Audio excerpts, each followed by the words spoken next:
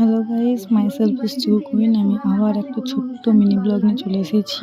আগেরবারে তো প্ল্যান ঠিক করে করতে পারিনি, তাই এইভাবে ভাবলাম যে করব।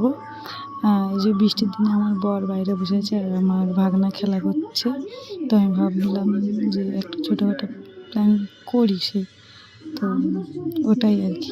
চলো দেখাই কি হয় এইবার আমাকে কি বলে না বলে, তো তোমাদেরকে দেখায়। চলো আমি যাবো এবার ওর কাছে। আমি আমি বাহানা করব যে আমার চোখে কি পড়েছে দেখো, তখন ঠিক আছে দেখো।